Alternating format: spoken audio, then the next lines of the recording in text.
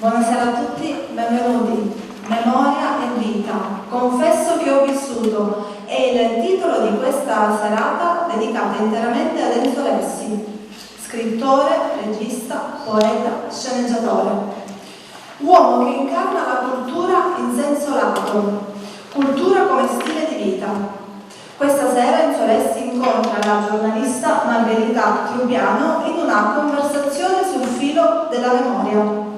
La serata è promossa dalla società Dante Alighieri, Comitato di Agrigento, presieduta dalla dottoressa Enza Ierna, con il patrocinio del comune di Agrigento. Faremo un viaggio nella vita straordinaria e ricca di sfumature e di esperienze del professore Enzo Lessi. Allora, iniziamo subito. Io invito la dottoressa Enza Ierna a prendere un suo saluto. Facciamo un applauso. Grazie sentito al direttore del parco archeologico che ci consente di vivere questo pomeriggio insieme in un luogo particolare, e anche al personale che realmente ci aiuta in questo inizio di anno con questa tematica ben particolare. Memoria e vita. Io ringrazio il professor Enzo Lessi che ci dà l'opportunità di iniziare questa serie di incontri parlando della sua esperienza di vita. Evidentemente accanto alla sua esperienza di vita si fa una specie di excursus anche della vita contemporanea del nostro territorio, quindi del territorio di Agrigento e di Raffadali. Un grazie ai relatori e in particolare alla giornalista Margherita Trubiano, perché in sostanza, a titolo sempre volontario libero come anche gli altri, consente attraverso delle domande che porrà al nostro Enzo Lessi di farci rivivere parte delle esperienze, perché noi sappiamo che le esperienze di Enzo Lessi sono legate quasi sempre a tutti noi, perché mai perdiamo occasione di partecipare alle sue attività sia artistiche professionali, ma anche attività di promozione della cultura in tutte le varie sfaccettature.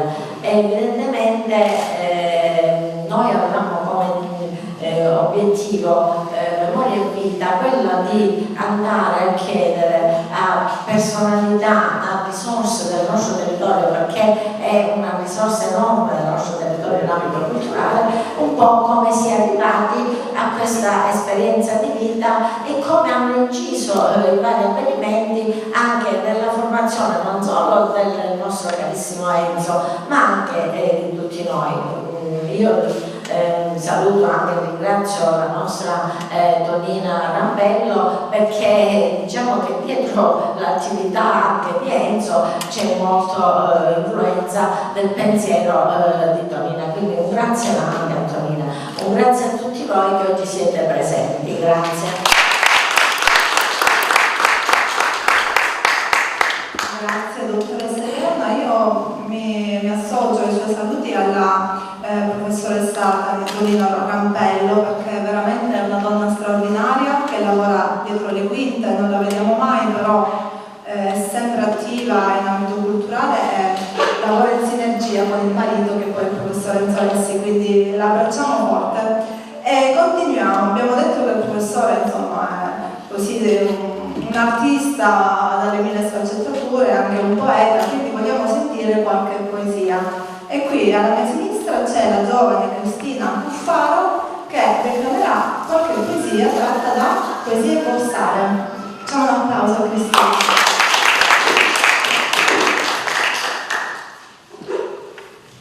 La guerra non c'è più. Mi dicono che la guerra non c'è più. I vecchi la raccontano come vento lontano, struggente passato che ti consegna eroe al mondo. Eppure continuo a leggere di morti ammazzati, vedo scene orribili da ogni parte della terra. Non ci sono più eroi, ma uomini massacrati, bambini senza domani, madri che urlano ancora per i figli crocifissi agli angoli delle strade. Eppure ripetono che la guerra è degli altri e qui non verrà mai. Non resta che aspettare la bomba che distruggerà la mia casa.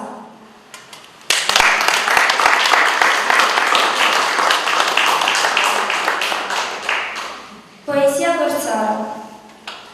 Non c'è più religione, gridano uomini saggi, e dietro una finta fede nascondono le loro vergogne.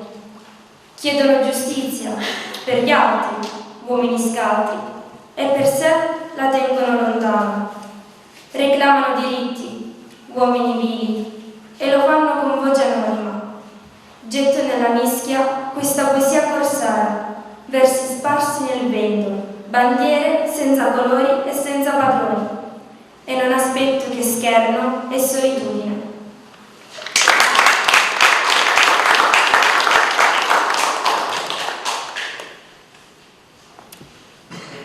Madre, sono un ricordo di un bambino che ti vide sul letto di morte. Madre, rimpianto di un ragazzo che cercava una carezza. Madre, memoria di un uomo che spesso dimentica. Madre, una figlia che mi guarda con i tuoi occhi e scopro che abbiamo sempre camminato insieme.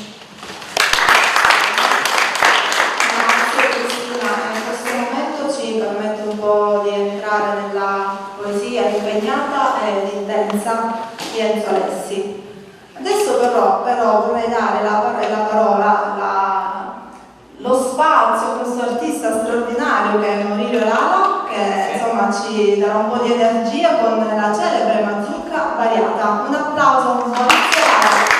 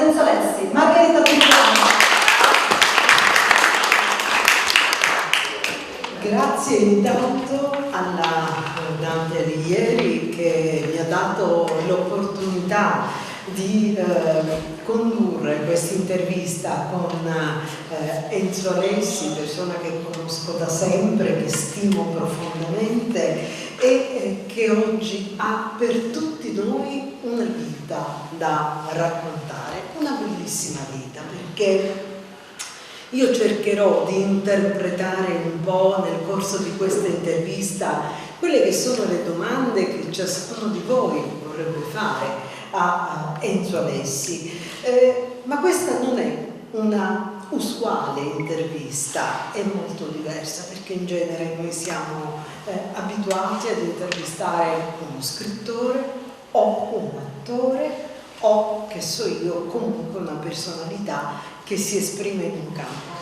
Qui abbiamo invece una personalità poliedrica che è riuscita a esprimersi con successo in 1000 sfaccettature e 1000 rivoli.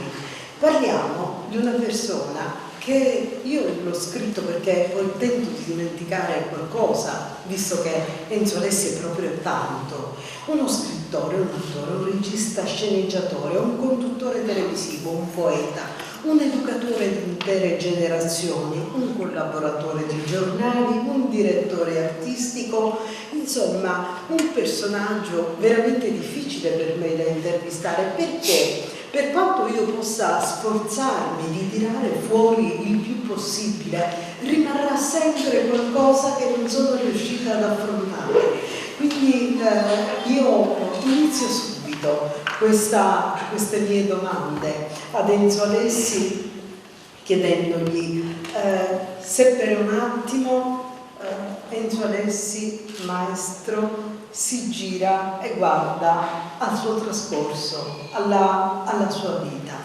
anche alla luce di quel concetto di Cronos e Kairos greco, cioè il tempo che trascorre invece il tempo utile. Ecco, che percezione hai del tempo che è trascorso? Non a caso io mi sono avvalso, vedo che tanti amici, grazie, mi sono avvalso del titolo di un libro di Pablo Neruda, Confesso che ho vissuto. Sì, è vero, perché se guardo alle varie fasi della mia vita, con alti e bassi, io ho vissuto come volevo. L'unica cosa che non sono mai riuscito a vedere le tasche piene, sempre messe vuote, ma perché ho scelto così. Ho scelto cioè di essere uno che, innamorato della vita, innamorato di certe cose, le ha volute fare. Ho fatto giornalismo nel periodo in cui fare giornalismo significava essere più dei volontari che delle persone che ricevevano dei compensi veri e propri, ma lo facevo. Anche a rischio e pericolo, perché iniziai la mia attività a 19 anni col processo Tandoi e con i mafiosi dell'Appalare. E io, venuto a 19 anni, scusa, se lei è mafioso, se leva di capacci sparo, dico, non era mafioso. Cioè, arrivavo a questo, di andare a provocare. Beh, sogno vivo. Che età aveva Enzo Alessi allora? Erano 20 anni se no, perché io appena pigliato il diploma ebbi una fama. Al magistrale che frequentavo facevo il giornale d'istituto. Preside una certa Margherita Bottalorda, la quale leggeva, diceva bene, hai scritto bene, non c'è un errore, 3 giorni di espulsione. E me ne pigliavo.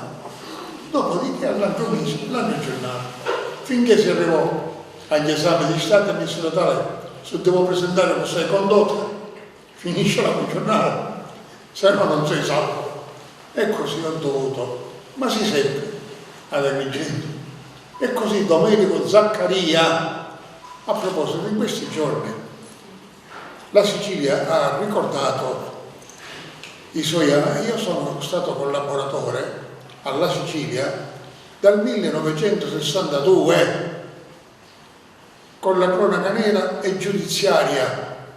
Mi catapultarono in tribunale e lì ho ricordi simpatici, perché a parte i rapporti con gli avvocati, Enzo mi raccomando, scrivi che io ho detto una ringa da far tremare i polsi, avvocato Grillo, sì, non si preoccupasse, l'avvocato Marino, scrivevo di tutto, e quindi non è. E poi c'erano i pubblici ministeri, i quali mi chiamavano, che ti parlo qui sei? Cambiate riga precise, no, bene, ma tu a mia curva a mettere, e così passavo tempo in tribunale, riportando le cronache. E devo dire che però queste cose bisognerebbe farle, chi fa cronaca oggi nera giudiziaria tuttora, perché a volte leggo certi processi sui giornali e sono cronachette così, tanto per farle. Bisognerebbe invece essere un po' più avveduti, un po' più avveduti. Detto questo, non voglio dare lezioni, assolutamente. E poi il teatro è stata la mia passione. Ma ora ci arriviamo, fermiamoci perché dobbiamo procedere per gradi, perché le cose che abbiamo da dire sono veramente tante. Vi dicevo, sicuramente ce ne sfuggirà qualcuna. Allora, intanto io vi invito ad osservare come da personaggio, da attore, comunque riesce a svestire in un attimo quello che è il ruolo di chi racconta e interpretare. Lo avete visto come è interpretato il magistrato che lo incontrava e lo diceva in maniera proprio scenica, e questa è un'altra delle sue caratteristiche straordinarie, anche la possibilità di passare da un personaggio all'altro, da un ruolo artistico all'altro, con abilità che non so quanti possano contare. Io volevo chiedere, da piccolo, ma cosa pensava Enzo Alessi di fare nella vita? Un bambino. Voi non ci crederete, ma morta mia madre, che io avevo 2 anni e mezzo, mi hanno allevato 2 zie, le quali abitavano al centro di Raffadale, in pieno Progresso. Da lì la chiesa madre era piena 100 metri. E ogni mattina a missa. Ogni mattina a missa. A furia di misse mi piaceva preparare. Poi, mano a mano crescendo, mi sono autoscomunicato. E dunque questo affacciarsi al mondo dell'arte quando avviene? Un bel giorno a Raffadali si facevano le rappresentazioni della Settimana Santa, o Venerdì Santo, Calvario. Bene, c'avevo uno zio, Emilio Alessi, al quale mi lego un carissimo ricordo. Questo Emilio Alessi recitava lì a Calvario. Ebbene, viene a mancare 5 giorni prima della sacra rappresentazione cosiddetta il loncino, quello che dà il colpo di lancia a Gesù. E come si fa? E come si fa? Io avevo già 15 anni, ma ero abbastanza sviluppato quell'età. E allora mi dicono, senti, lo impareresti a memoria? E io ci dico in verità, a furia di venire alle prove, io già so a memoria la parte. Già sì, proviamo. Mi provano, va bene, e così mi portano al Calvario, a sopra alto, a Raffadali, dunque stato vero. E quando mi volto, 3.000 persone da sud, che è una piazza grandissima. Mi volto al protagonista, che era il misandro, tale Salvatore Pedalino, inteso Balata. Ci fa sottotono, un ciapazzo. Ricordati, se gli dici deciso l'elenco telefonico, ti risposteranno. Ma se non sei deciso, queste belve ti mangiano. E allora, non vede fare da mangiare. Recito, urlai, in scena interpretazione, che se dovesse consigliare alla gente di visitare come me, allora ci suicidate in massa. Ma così mi avviai al teatro. Poi ad Agrigento ebbi la fortuna di conoscere Ugo Re Capriata e conoscere anche Angelo Ginekis, un prete, padre Ginekis, il quale ne raccoglieva un po' di picciotti che stavano in via Atenea, dinanzi al famoso Bar Nazzari, che ora non c'è più. Ebbene, ci portava da lui e ci diceva: giù c'è una sala teatrale, vero c'era, di 300 posti, fate teatro qui. E la domenica, se volete, venite a messa. Come la messa? Poi dopo si mangia il bignè. Perché a casa non ne avevo bignè, buona, mangia bignè. Insomma, la messa era ecco. E così cominciai anche a fare teatro. Poi ho avuto certe fortune, che si chiamano Andrea Camilleri. Ne parliamo dopo. Perché intanto voglio arrivarci man mano a questa cosa. Scrivere, creare, sceneggiare, raccontare, sentire, osservare il mondo ha dato sicuramente ad Enzo Alessi delle possibilità in più per raccontarsi, per raccontare e anche raccogliere quello che accade in società. Ora io vorrei sapere, tutto questo ti ha dato una marcia in più, direi tante marce in più? Sì, è chiaro. Mi hanno dato il teatro, una marcia in più, mi hanno dato lo scrivere per fare il giornalismo, quindi, e anche se sono arrivato a scrivere le mie 2 opere, La pelle dei serpenti, edito dalla Capite, e poi l'altro, La città dei miracoli, edito da Medinova, in tarda età. Ma li ho fatti, ho visto che sono stati graditi. E allora mi piace scrivere, mi piace osservare. Ecco, vedete, è bello osservare. A me è capitata una fortuna e mi è testimone Angelo Leone. 5 anni. Che salutiamo perché è stato un compagno di viaggio incredibile. 5 anni con la Polizia di Stato a fare il caffè letterario lì a San Leone. Forse 6 oro. Sa di più, infatti. Ma insomma 5 anni passa. Ebbene, caro Angelo, è stata un'esperienza bellissima.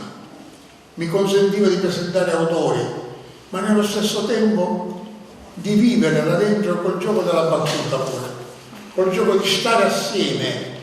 Io ho ancora cari ricordi di Peritore, cari ricordi di Pinocchiaro, di Auriemma, col quale tuttora ci gettiamo, io a Firenze. Enzo Alessi, ma in tutto questo, tutto quello che tu hai scritto, c'è qualcosa di autobiografico pure?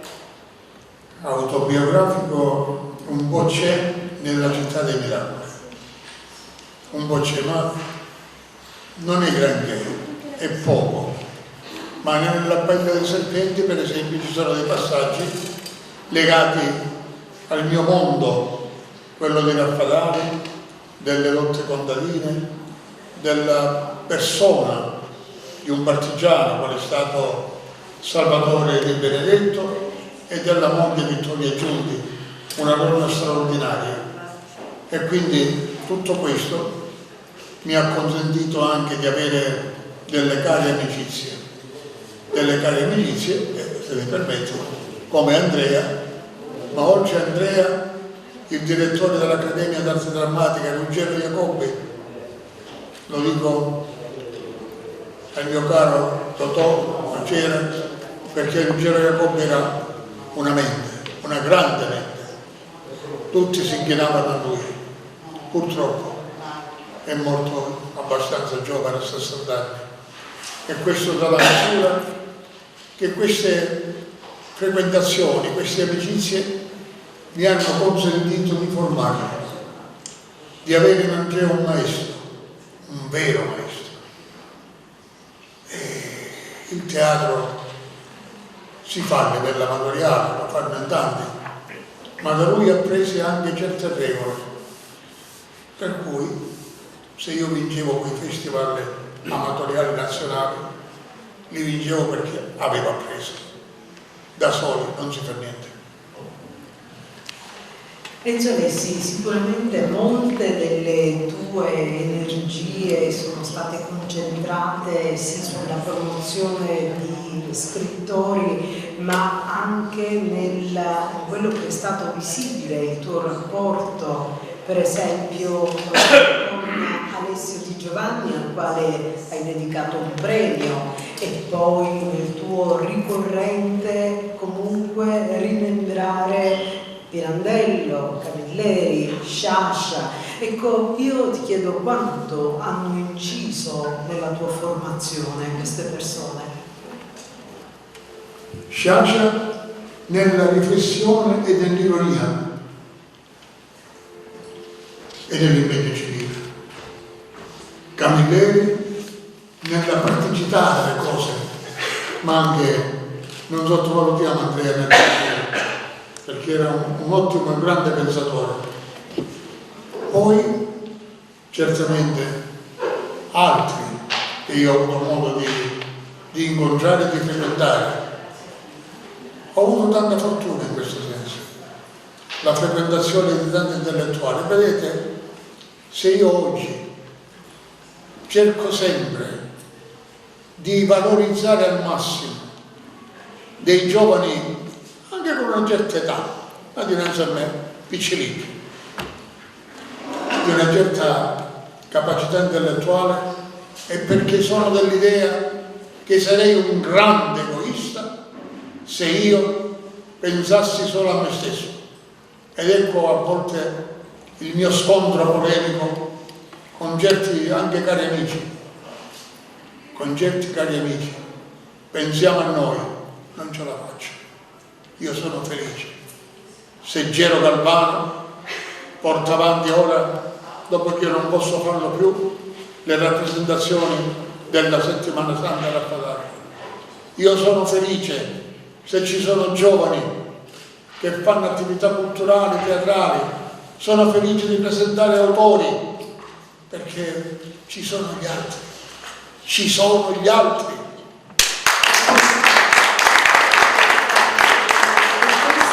Certamente sotto il punto di vista dello scrittore e dell'operatore culturale che promuove cultura, io voglio un attimo fare un salto indietro, perché Enzo Alessi è stato un validissimo, apprezzato, straordinario collaboratore dell'emittente di Agrigento, emittente della quale io da sempre faccio parte. E ricordo, ebbe la lungimiranza di essere tra i primi in assoluto, seguendo un po' l'esempio del Maurizio Costanzo Show, ad Agrigento a portare un programma che adesso sarebbe impossibile replicare perché le condizioni sociali e l'evoluzione sociale non lo permetterebbero, ma allora in un momento di grande libertà espressiva che caratterizzava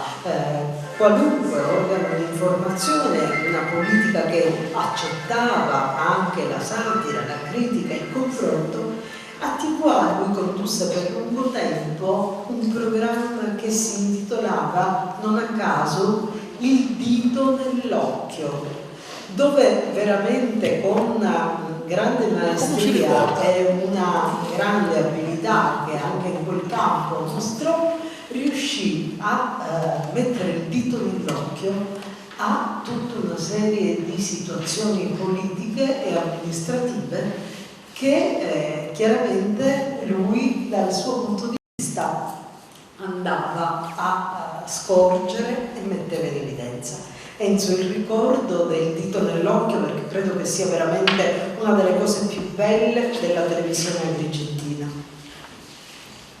È vero, A me piaceva con rispetto, ma il gioco della provocazione. E lo facevo in televisione. L'ho fatto non curandomi se qualcuno si offendeva. Interessante era offrire al telespettatore un po' di verità, se era possibile.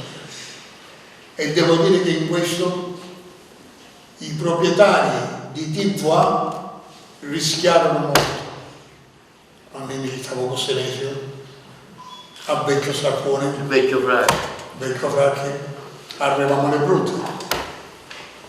E in genere a questa mia, alle mie spalle, vi ringrazio, perché sì, un giornalista può fare fino a un certo punto, poi se non hai le spalle coperte per il premio Aresti di Giovanni. Perché lo faccio? Lo faccio perché credo nel valore della poesia, nel valore della creatività, e ce n'è persone creative nella nostra Sicilia, nel nostro territorio, tante.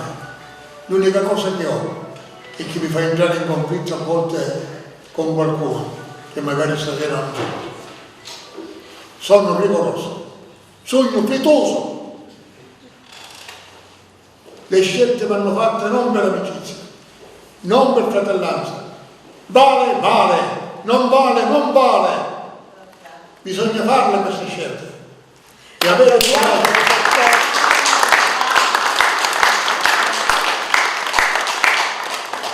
Io sono fatto così e ho accanto una moglie che è più attenta di me, che condivide con me queste scelte.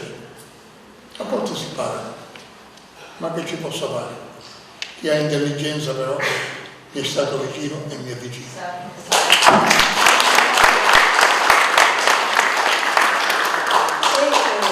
Vedete, così stiamo cercando un po' a Coro d'Angelo di toccare tanti aspetti, tirando fuori questa personalità così ricca, così piena, così coraggiosa, così anche di rottura di una serie di schemi. E sono tutte delle considerazioni queste che certamente vanno a aumentare la grandezza del personaggio che noi stasera stiamo ascoltando.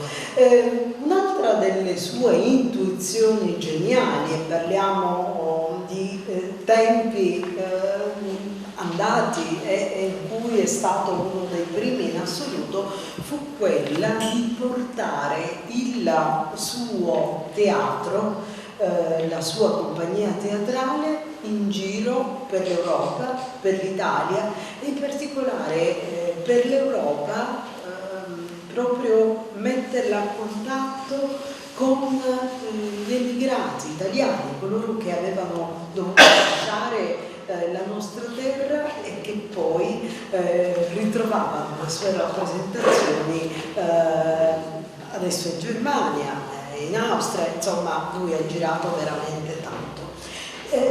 Io su questa cosa poi ti ascolterò, però siccome diciamo che io sono una giornalista che è un po' abituata ai fuori programma, in questo momento ho un fuori programma perché c'è una persona che questo non era assolutamente messo in scaletta, lo sto facendo io, una persona che lo ha seguito nel corso di una tournée di questa, che adesso vuole omaggiargli un libro e che vuole ringraziarlo proprio per questo, è Giuseppina Mira.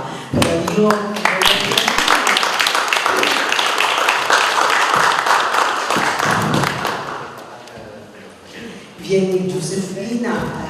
Giuseppina è una poetessa pluripremiata, anche lei ha un curriculum straordinario. È una donna e tutta allora è qui con noi, lei è tanto grata, apprezza tanto Enzo Alessi e Giuseppina, il tuo saluto e il tuo ringraziamento ad Enzo qual è? Sì. Buonasera a tutti, io sono molto grata ad Enzo, sono fiera e orgogliosa dell'amicizia di Enzo e di Tonina, sono persone meravigliose e praticamente mi hanno dato tanto e lui con quella frase che dà spazio agli altri ha detto la pura verità, io faccio parte di quegli altri a cui lui ha dato spazio e porto sempre nel cuore il 2002 quando l'Istituto Italiano di Stoccarda ci ha invitati per rappresentare la Sicilia con le sue opere teatrali e con le mie poesie. Ebbene, l'Accademia Teatrale di Sicilia ha interpretato le mie poesie, Lucia, Raimondo, I Siciliani Felicissimi, un coinvolgimento emotivo eccezionale e non lo posso più scordare. L'affetto, la stima, cioè ci hanno fatto sentire in Sicilia, pur essendo in Germania. E posso dire qualche altra cosa? Sì, dobbiamo. Sì, il protagonista è lui. Doveva essere no, sì, e io lo voglio rendere protagonista perché sono grata in quanto mi ha scritto la recensione e mi ha fatto inserire questa antologia di poeti contemporanei siciliani. Sempre resta lui il protagonista. Io umilmente, e siccome abbiamo l'amore per il teatro in comune, questo è un omaggio dell'amore verso il teatro. Grazie a voi per rappresentare i valori più genuini della vita. Lei e Tonina, sempre nel mio cuore. Grazie, Enzo Alessi, non potevamo non dare spazio a questo momento di riconoscimento da parte della contessa Giuseppina Mira. Prego. In questa antologia ci sono diversi poeti. Stella Bella, non so se è qui dentro, eccola lì. Ci sono Giuseppina Ferrasi, c'è Salvatore Delicato. Non è vero, Salvatore? Ecco. Oggi in veste di fotografo. Ma Paola. E ci sono anche i Gentili. E io mi sono permesso di segnalarli e continuare a segnalarli. E continuerò a farli appena mi telefona Giacomo Sotti per fare un'altra antologia. Diamo spazio a chi merita, diamoglielo. Grazie. Ecco, per esempio, tra tutte le cose che dicevo all'inizio, dobbiamo aggiungere che è un promoter di talenti. Quindi grazie anche per questo, questa capacità che ha di scovare talenti e di sostenerli. Anche questa è una cosa che non fanno tutti, quindi una caratteristica che lo rende ancora più prezioso. Allora Enzo, un ricordo delle tue tournée all'estero, del rapporto con questi siciliani all'estero che mi ricordo mi raccontavi allora quando mi vedevano, era una grande festa. Sì, vedete i nostri immigrati all'estero, ci sono i comites, che sono comitati di siciliani proprio in Germania specialmente, e quando arrivano i siciliani diventano felici, impazziscono, ma non solo loro. Io a Stoccarda ho fatto 3 serate, ma una serata è stata la serata dei tedeschi. E cosa ho rappresentato? Liolà in lingua siciliana di Pirandello ai tedeschi. Quando battevano le mani in certe battute, disse Caio, vanno a dare una spiegazione alla fine. E allora andai a chiedere agli organizzatori: e lei che ci pare che noi, quando abbiamo saputo, perché lì ci preparavamo da mesi per andarci, non subito, siamo rimasti così, ci siamo andati a studiare a Liolà. Per cui questi avevano già capito, a parte il fatto che Pirandello in Germania è sacro. Togliete gente. Grazie Enzo. È una famiglia, quella Lessi, che è molto particolare, perché Enzo Lessi è tutto quello che stiamo vedendo, che sapevamo, che stiamo adesso ripercorrendo nel corso di questa intervista, ma la famiglia Lessi è composta da attori, artisti, a cominciare dalla moglie che è il classico esempio di grande donna che c'è dietro un grande uomo, Enzo, e i figli, il genero, insomma sono una famiglia di artisti. Allora a me viene da pensare, fare una domanda: per avere generato queste persone che sono tutte comunque vocate all'arte, tutte anche molto brave nell'esprimerlo, sì, può essere certamente un fatto genetico di DNA, però a mio avviso all'interno di questa famiglia doveva respirarsi un'aria particolare. Quale? Vero, io ho abitato per 27 anni in una casa che mi sono potuta fare in campagna, a Natale. Ebbene lì avevamo lo spazio per fare le prove, per stare tutti assieme, e provavamo, mettevamo su le commedie. E poi, grazie agli istituti italiani di cultura, un preside capigliarà 3.500 euro, penso, no? E ti dico a Lugano, e ne pigliate 7.000. Zona disagiata, non ho mai capito perché Lugano in Svizzera diventa zona disagiata. E quindi venivamo invitati agli istituti italiani di cultura e organizzavano loro. Noi pigliavamo un pullman della Fadale, via, scenografia, costumi, valigie e massimo 16 persone, un pullman di 50 posti e si partiva. E così ci siamo girati mezza Italia e mezza Europa. E la cosa più bella per me è stata sempre quella di avere con me la mia famiglia, finché abbiamo detto basta, ho detto basta, che volete? Con un pacemaker e un bel diabete ho chiuso. Per il momento l'unica attività che faccio è quella di presidente della biblioteca. Speriamo come ne vai più presto. E così anche la bibliotecaria sarà felice. Ci sei Assolutamente, lei è prezioso. Assolutamente no.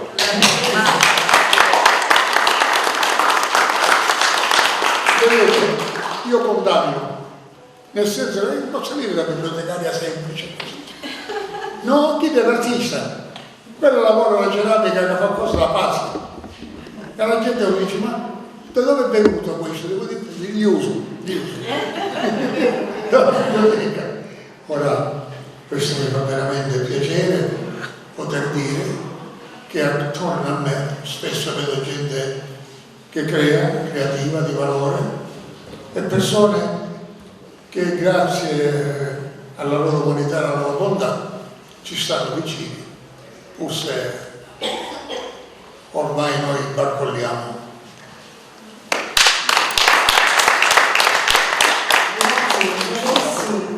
Io avevo pensato un po' di strutturare questo momento di dialogo in due parti. La prima la concludo qui e vi chiedo intanto un aneddoto particolare che lui ricorda riguardo questo suo comunque lungo viaggio nelle opere teatrali che ha prodotto. Dopodiché ci fermeremo un attimo e quando ritorneremo gli farò una serie di domande a raffica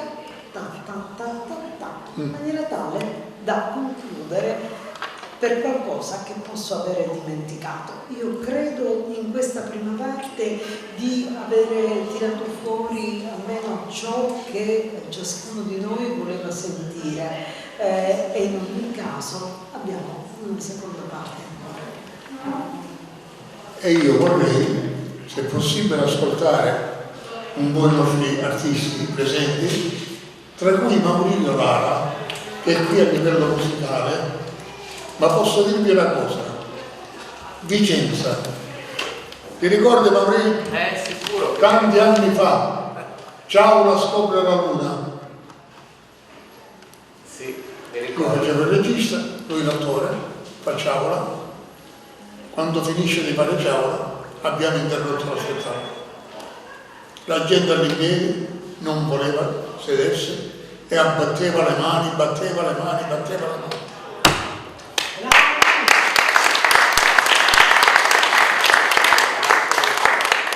Maurizio, a te. Grazie. E allora vi faccio ascoltare un po' di musica, un po' di liscio. Facciamo la comparsita. Facciamo la comparsita. Maurizio Lara. Grazie.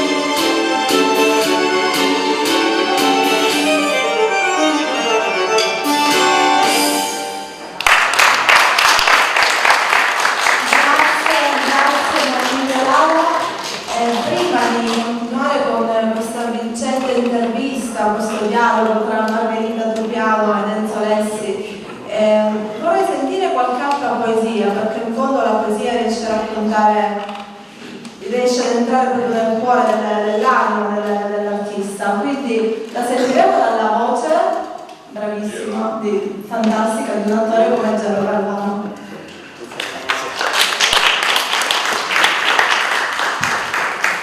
Grazie gentilissimo. Allora io leggerò delle poesie del libro Poesie corsare di Enzo. La prima ha il titolo Rispondimi. Ho alzato i pugni in alto, ho gridato per una vita migliore. Eravamo 1000, forse più. Ho sbagliato. Rispondimi. Ho cercato di strapparmi di dosso la mafia. Ho detto no. Con forza e ironia, sono stato contro con la parola, unica mia arma di difesa. Ho sbagliato. Rispondimi. Ho usato le parole del sentimento e della ragione contro prepotenti uomini di potere. Li ho chiamati per nome, sentendolo un dovere. Ho sbagliato. Rispondimi. Ho indicato a dito gli offesi, ho chiesto per loro la fine di ogni offesa. Ho sbagliato. Rispondi. Sono rimasti con pochi amici accanto, spesso ho paura per loro. Mi ritrovo con meno forza per lottare e a volte non mi riconosco più. Ho scoperto che la mia terra, nella mia terra, si vive morendo.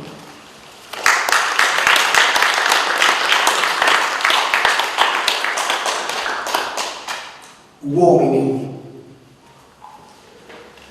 Mi parlavano di uomini poveri, bruciati dal sole, pagliacci nei loro miseri abiti. La coppola serrata sulla fronte, mai un sorriso sulle labbra. Arida terra li aveva generati, i loro occhi, perle nere che sfidavano il mondo e le donne. Quelle facce gialle come limoni camminavano al loro fianco, fermo lo sguardo, mai una parola. Figli aggrappati alle gonne, figli cresciuti senza una carezza. Non conoscevano l'allegria, serravano la speranza nel sarcofago delle illusioni. Eppure da loro ho preso memorie antiche, struggenti canzoni, la poesia della vita.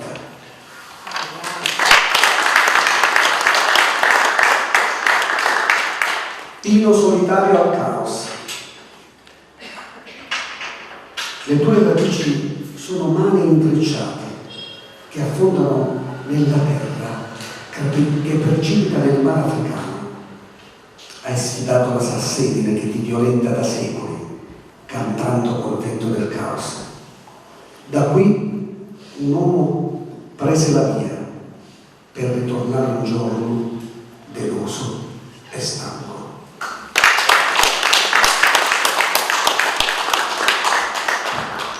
Grazie Gero Galvano, da questi versi emerge proprio la visceralità, il legame con la Sicilia. Vorrei invitare qui il preside Luigi Costanza per fare un intervento, visto che lui conosce bene il nostro protagonista, insomma, e quindi può dirci qualcosa di più. Un attimo che mi permetto di dire, lui è stato a parlare assessore. Sì, stavo dicendo. Ebbene, con questo signore abbiamo legato in maniera straordinaria. Ci manca me ne vista a mettere. E come facciamo? Ci penso io. Non c'è tempo che ci hanno preso. Io, l'assessore, ho preso. E poi mi deve arrivare quattro morti di fame. Lasciamo perdere. Che dovrebbero farlo per mestiere. Mi stufa, signor stanco. Così. I privilegiati dall'appetito. No, io ci tengo a ringraziare e sono veramente onorato di aver partecipato, di aver scelto Enzo Lessi quando indegnamente ho fatto il presidente della biblioteca e che lui adesso svolge in maniera estremamente positiva, non ci sono termini veramente. Quindi quando sono diventato presidente della biblioteca Raffaelli, proprio come mi ricollego a quello che diceva lui, qualcuno mi diceva ma chi deve prendere? Sapete queste cose in paese a volte chi sono. Io proprio perché amo la cultura, credo che bisogna dare qualcosa alla nostra società. Il primo nome che fece di Senza Alessi, non ci conoscevamo se non per così, sua popolarità, e ricordo che mi dissero sì ma questo comincia, chissà cosa prende, vuole, cosa. Io ci siamo messi proprio uno sguardo con gli occhi, abbiamo detto Enzo, formato questo comitato della biblioteca con anche Mimmo Galletto, con altri Enzo Argento, il dottore farmacia, adesso non adesso quelli. Quindi nel momento in cui ho fatto questo comitato un po' come stravolto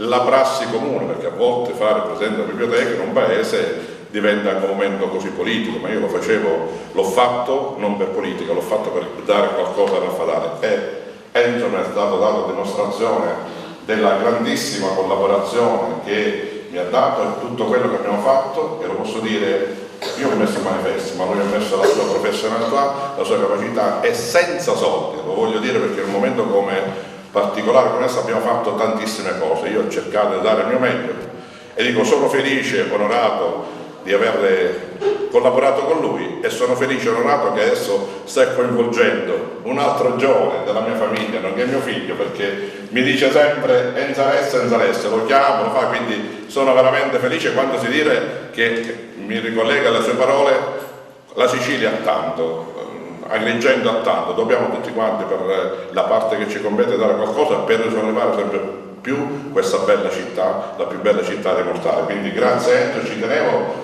perché, ripeto, al di là che condividiamo una passione sportiva calcistica assieme, purtroppo in questo momento c'è stata questa debacle della scorsa Coppa ai Campioni, però dico, a parte gli scherzi, veramente volevo testimoniare la mia simpatia, il mio affetto per Enzo Alessi e per tutta la sua famiglia. Grazie veramente.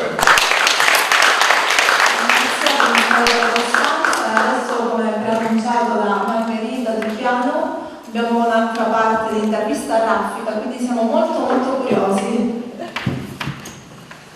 E allora qui andremo proprio veloci, un po' tipo botta e risposta, visto e considerato che ci siamo dilungati su alcuni aspetti che ritenevo fossero veramente importanti.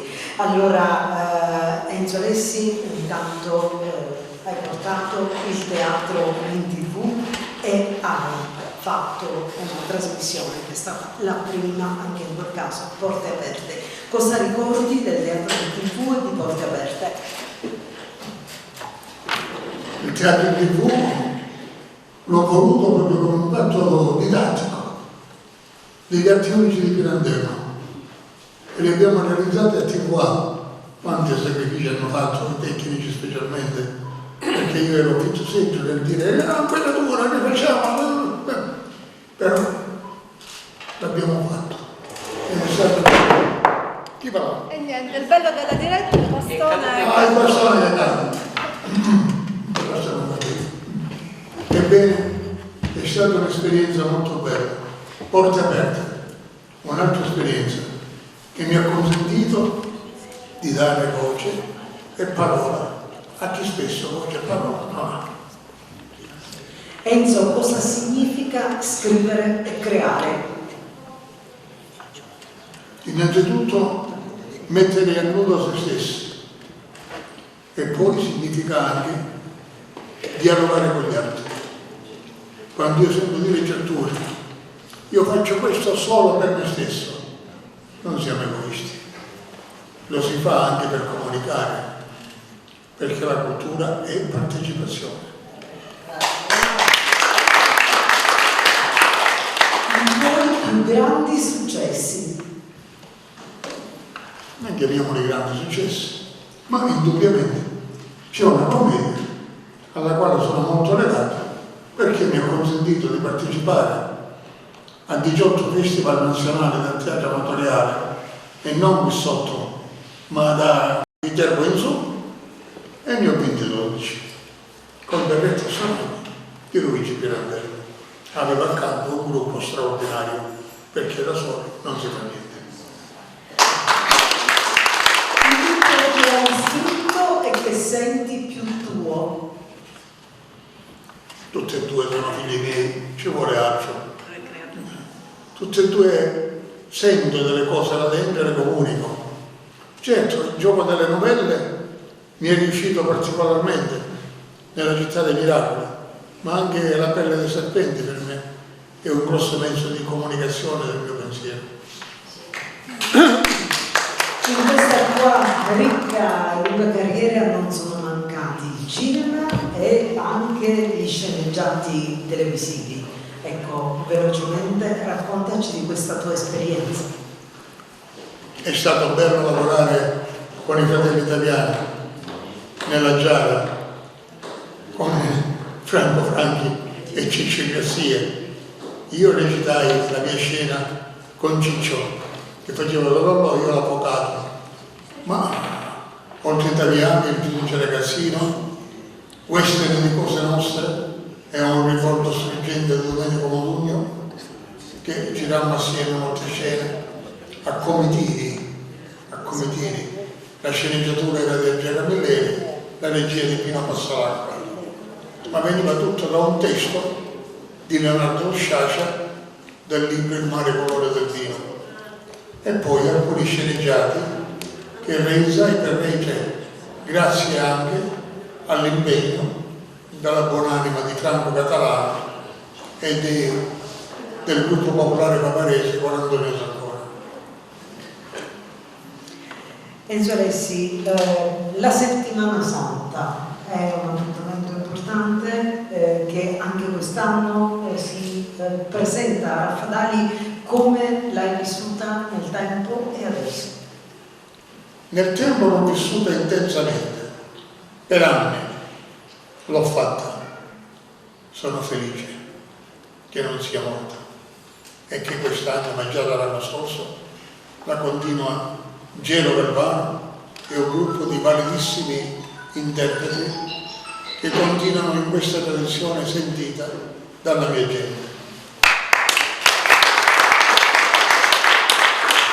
C'è un desiderio che è rimasto irrealizzato nella tua vita? Ma quello che volevo fare l'ho fatto. Ho fatto un vestire gli ignudi in cui, quando finì la rappresentazione, eravamo a Schio, scrissero di mia figlia Lucia, splendida Lucia Alessi, con tanto di fotografie. Ho fatto diversi testi teatrali, uno mi ha divertito molto, ci costava anche molto. I costumi delle malate immaginarie di Molière, con Anna Grazia Montalbano protagonista. Ebbene, che volete che vi dica? Guadagni poco, soddisfazione tante. Penso io a questo punto ti ho chiesto tutto quello che... C'è un testo però che vorrei ricordare, scusami. Sì. Un testo che non è mio, un testo che io ho voluto fortemente, e per realizzarlo ho messo assieme alcuni gruppi teatrali, ed è un testo di Pippo Fava, Passione di Michele. Due persone, ricordo in particolare, che sono distinte in quella rappresentazione. Una è presente stasera, l'altra non c'è più. Dicevo che io avrei anche esaurito tutte le domande che pensavo potessero comunque tratteggiare al meglio questa personalità poliedrica che oggi abbiamo avuto il piacere di ascoltare. L'ultima domanda credo che metta in evidenza anche l'uomo che abbiamo potuto comunque apprezzare nella sua sensibilità in tutte le sfaccettature che abbiamo sentito, ma che adesso io voglio andare a toccare sui sentimenti. Enzo, Tonina nella tua vita.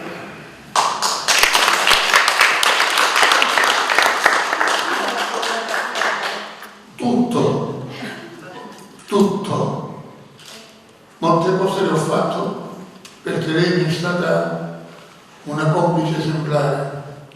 Ogni tutta io non ti preoccupare per me. Facciamo. Che devo dire?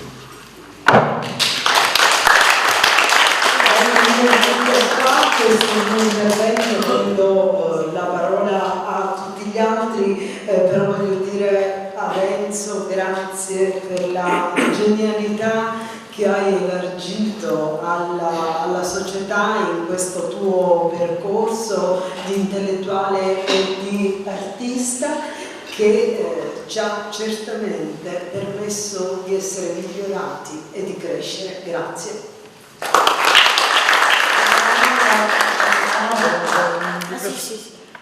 Voglio ringraziare stasera degli amici che mi sono oggi particolarmente vicini, che mi sostengono, che mi aiutano fino anche a camminare.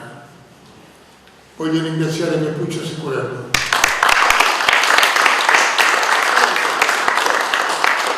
Voglio ringraziare Antonella Vecchio, alla quale, consigliere dell'amministrazione della biblioteca, rompo l'anima ogni volta per i manifesti, per tutto quello che c'è da organizzare. Voglio ringraziare la signora Silvana Gentile per tutto quello che fa per noi.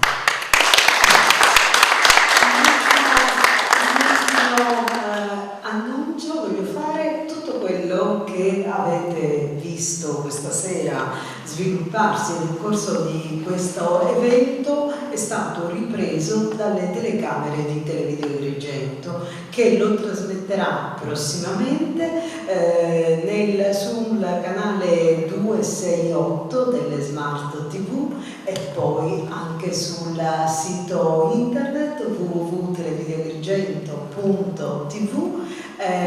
Quindi insomma avremo modo poi anche attraverso i nostri canali social di caricarlo su YouTube e tutte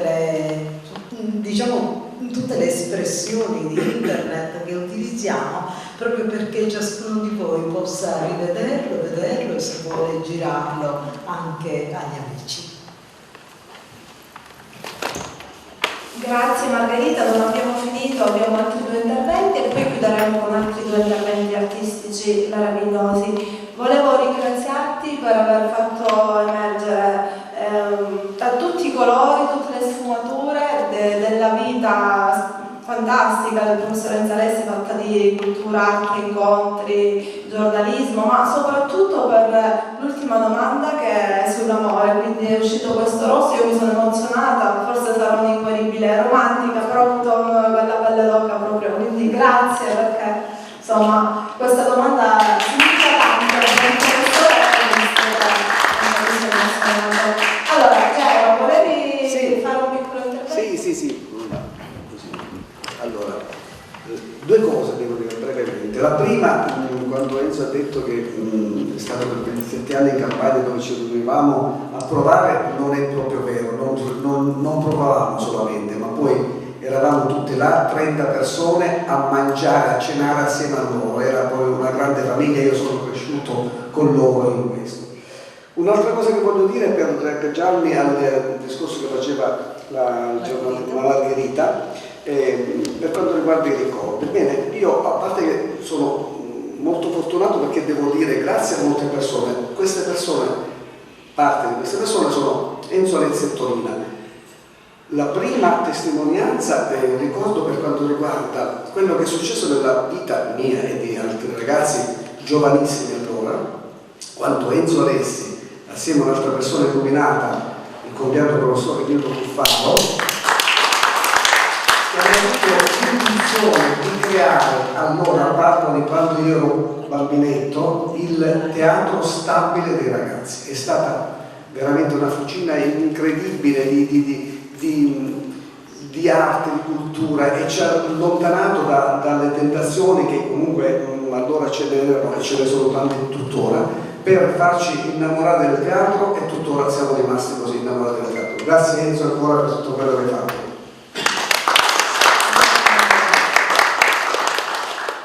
hai dei rimpianti o dei rimorsi? O sì o no? Non vogliamo sapere niente.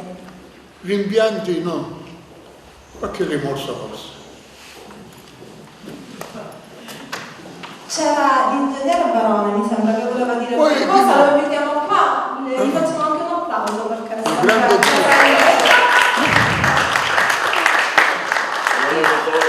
il grande Dino. Pochissimi, 30 secondi al massimo, solo per ricordare, diciamo, a nome del Parco Letterario, tu che hai rappresentato per il RAI International.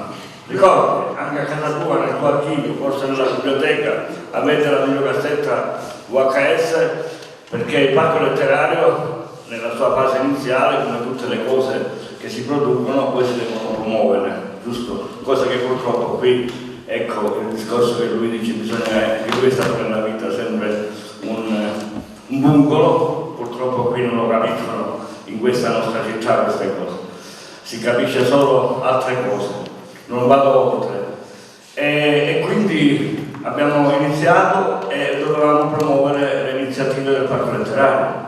E per promuoverle il Touring Club, perché siamo stati tutorati in questa guida da uno dei più grandi promoter di carattere internazionale, che è il Touring Club Italia, ci ha naturalmente sostenuto non tanto finanziariamente, dal punto di vista anche artistico e dal punto di vista organizzativo, uno speciale di molti minuti sul RAI International. E chi abbiamo scelto per rappresentare il Parco Letterario? La nostra risorsa, che io chiamerei, come diceva Pirandello, le risorse sono come i fiori, muoiono, nascono, crescono, sono bellissime, come è il termine che ha utilizzato il mio presidente, perché io sono iscritto alla data di ieri, ma Pirandello dice muoiono, i personaggi invece non muoiono mai, lui è un personaggio, lui è quello che ha portato in giro per il mondo la Sariana, che era un vestito che aveva solo lui, con la martingala, una porta molto particolare. Dobbiamo pubblicare queste fotografie, perché noi da giovani lo seguivamo. Comunque torniamo alla International. Per fare la International questo servizio, naturalmente lui non solo ha rappresentato Pirandello, ma ci ha portato in posti inediti, delle miniere, anche di comitini che lui poco fa ha ricordato. E questo filmato si trova nelle teche che lui ce l'ha a casa, perché poi me l'ha dato a me, e quindi io ce l'ho nel mio archivio, nel nostro archivio del Parco Letterario. Ho finito. E poi, come posso, nonostante c'è qui la mia preside, la nostra preside che come ho lavorato fino a pochi mesi fa, un anno fa, al liceo scientifico Leonardo, lui per il liceo scientifico Leonardo ha fatto scuola di teatro ogni anno in maniera instancabile ai ragazzi che all'inizio non sapevano cosa fosse il teatro, e invece lui lo ha fatto vivere. Non si dice insegnare il teatro, si dice vivere il teatro.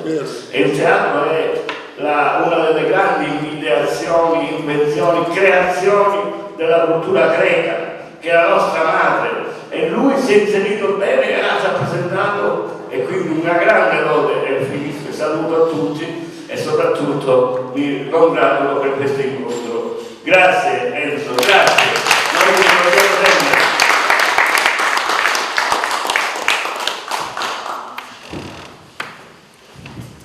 Grazie, allora siccome non c'è 2 senza 3 io vorrei sentire un altro brano da Maurilio Lana, e poi chiuderemo in bellezza con un artista che è nascosto, mimetizzato tra il pubblico. Prego. Vi faccio ascoltare una polka.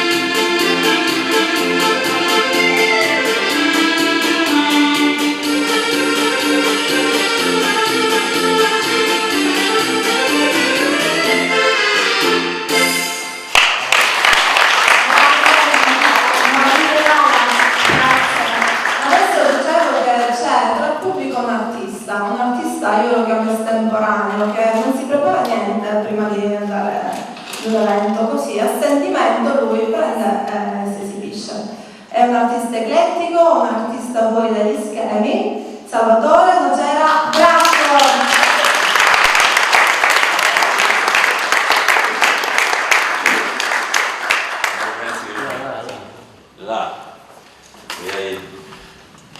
Intanto buonasera, grazie. Ciao, come stai? Ciao a tutti. No, perché prima mi chiedevano i miei amici di TV, ma cosa prepari? Io non ne ho idea.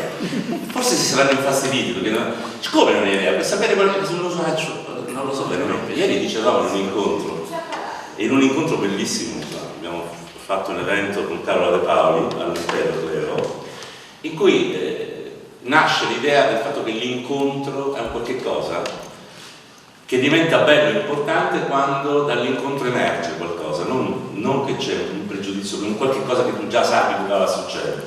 Ora, sentendovi parlare di qualche cosa in mente naturalmente mi è venuta.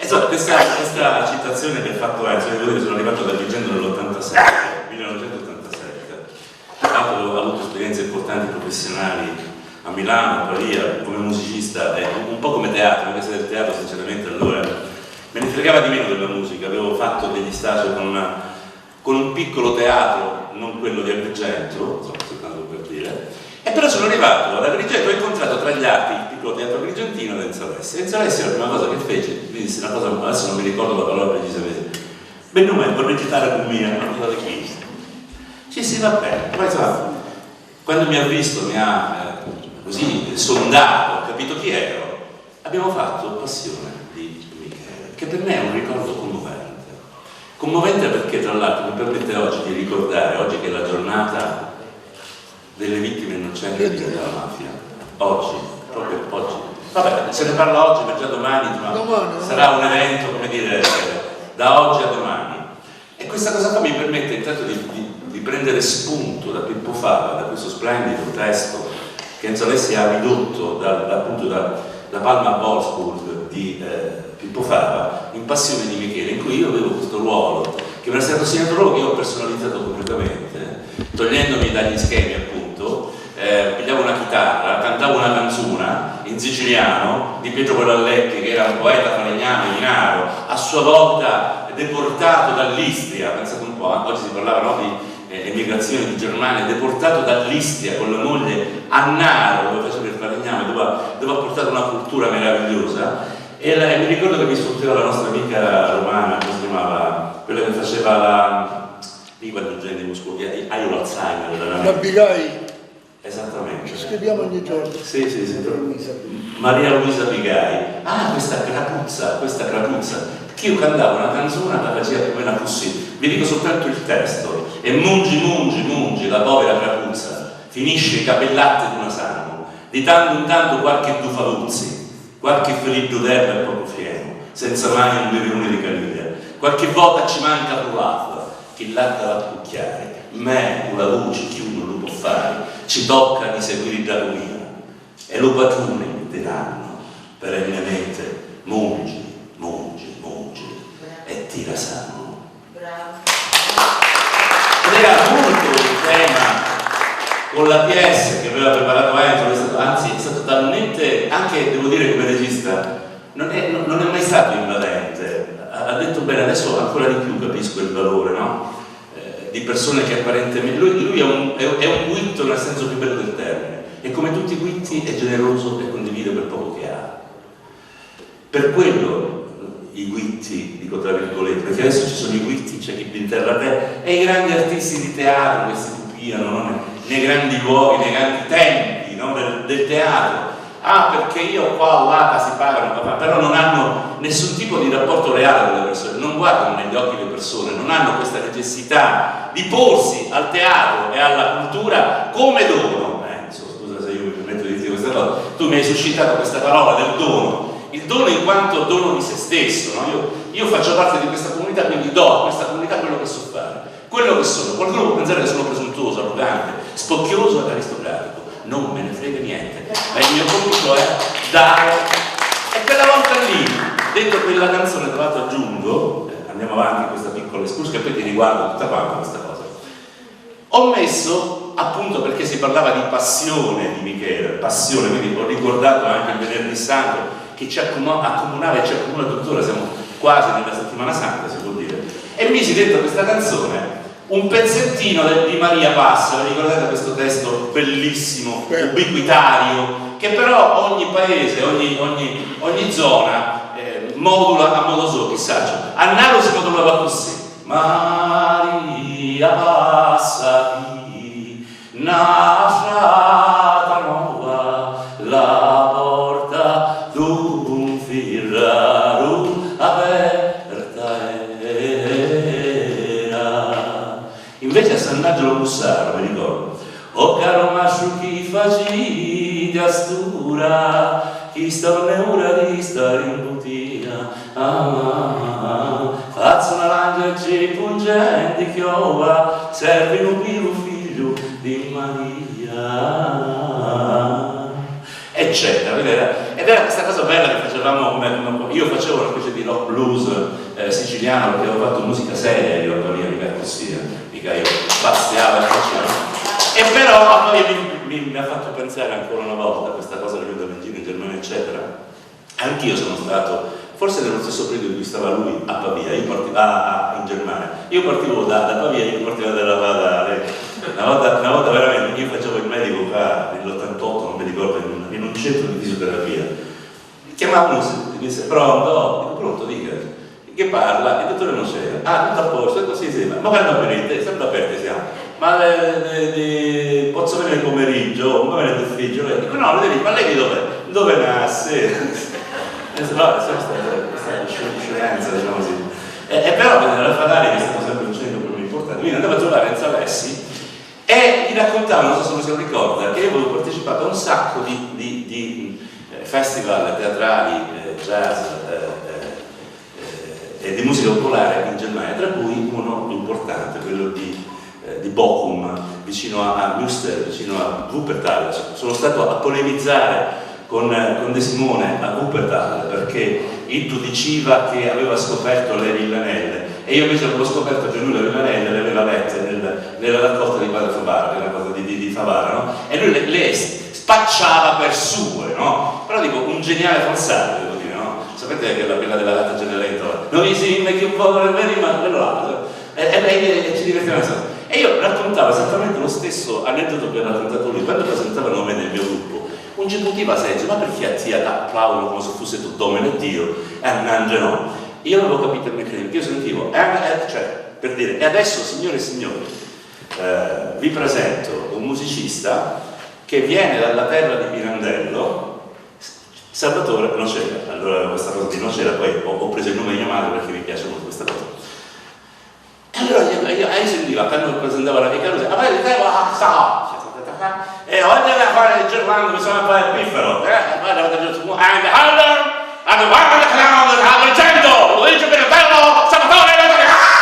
un casino micidiale che pare che io era vivo. Invece nella zona dove andavo io, a Bochum, a Essen, a Düsseldorf, a Dortmund, andavo nella Saar, a St. Louis.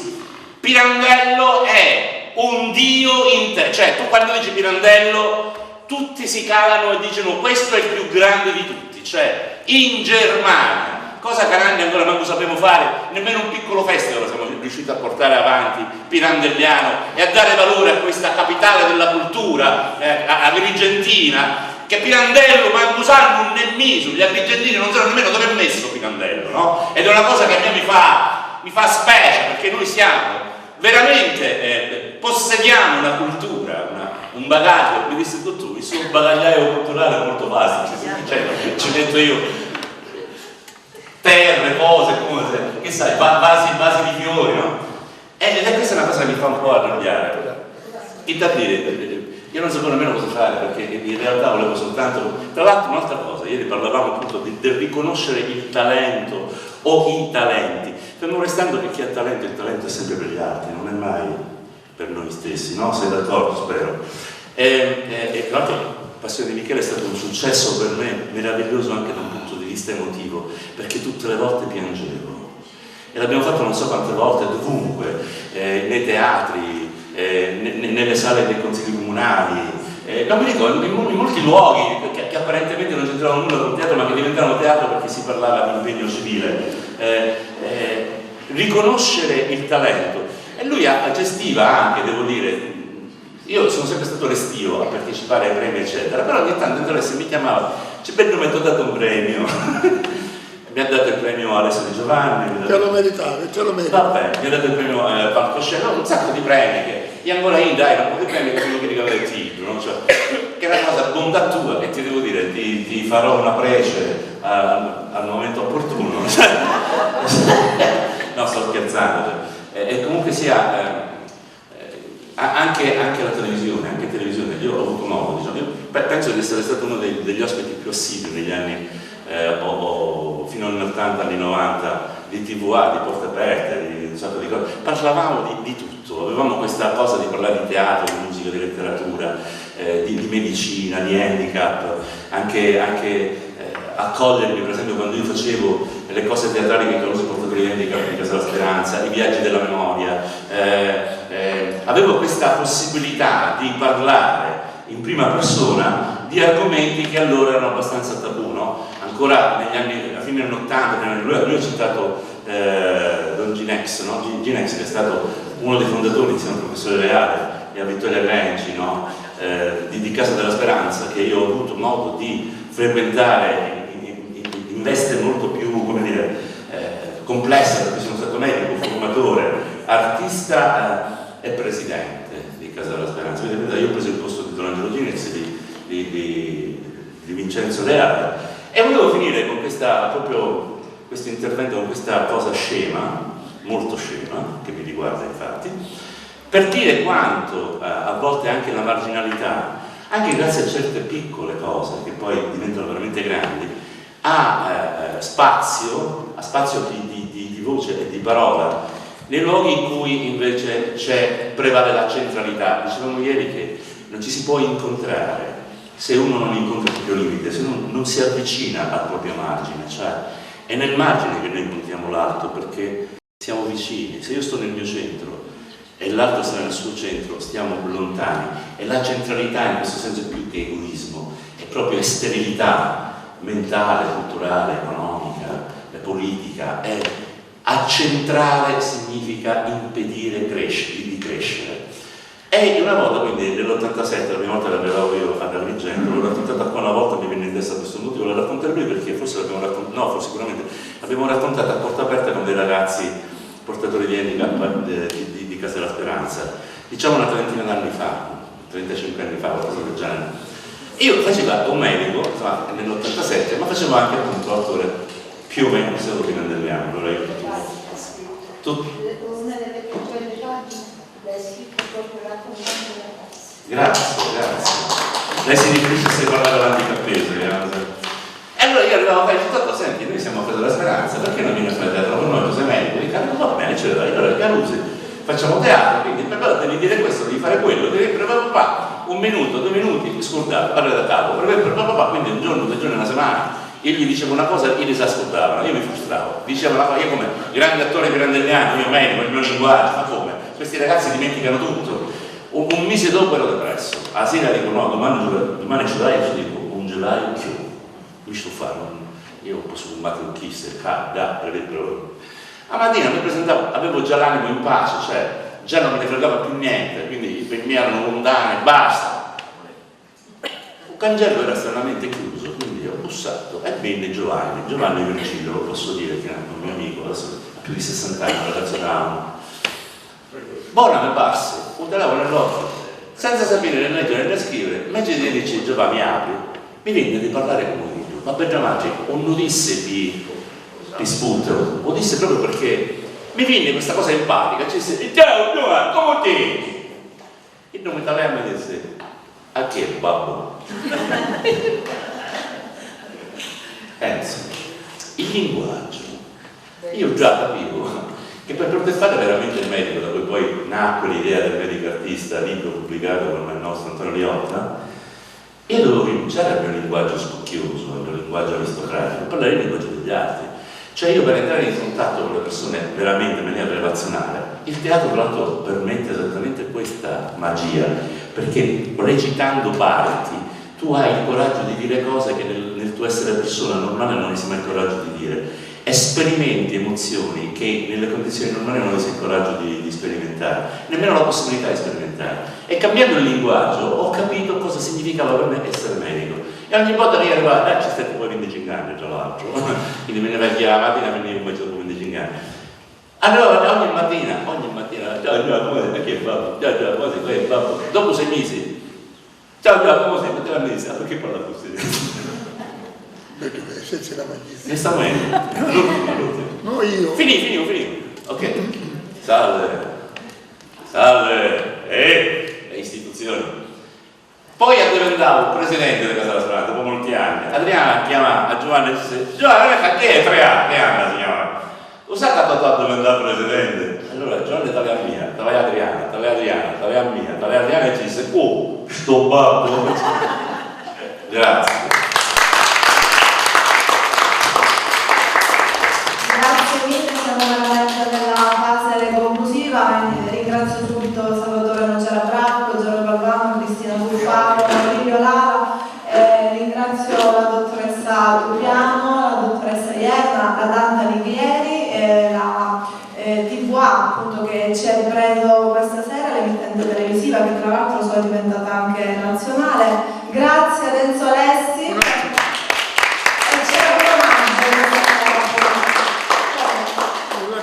Ci omaggio di un rinfresco. Abbiamo il rinfresco e anche un omaggio proprio da parte del comune di Raffadali. Io posso concludere con una frase che mi ha colpito stasera del professore Zalessi, che credo nel valore della poesia, credo nel valore della creatività. Grazie a tutti.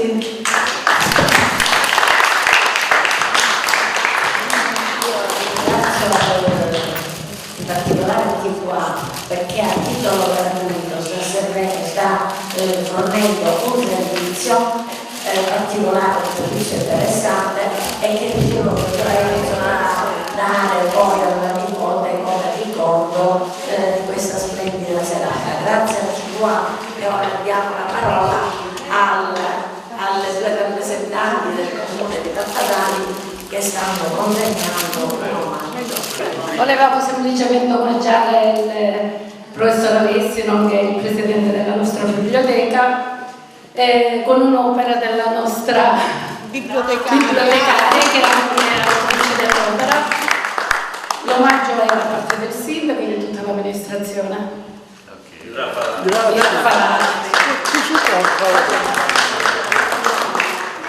L'artista sta descrivendo. Allora, sì, ci mettiamo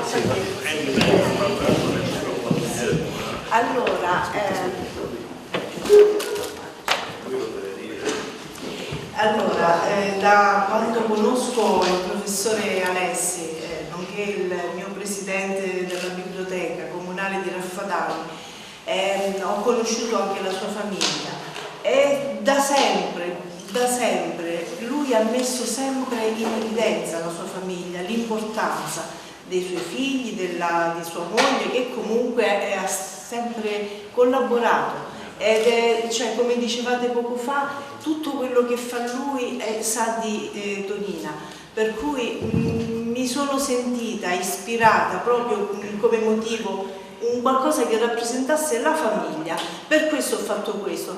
Chiaramente ci fosse stato un po' più tempo avremmo fatto qualcosa di diverso, oltretutto ricordo, insomma, qualche giorno fa esce sul sindaco, esce Antonella e tutti che volevamo fare chissà che cosa, i tempi erano ristretti, per cui ho ritenuto opportuno una cosa abbastanza rappresentativa, non molto difficoltosa. Tutto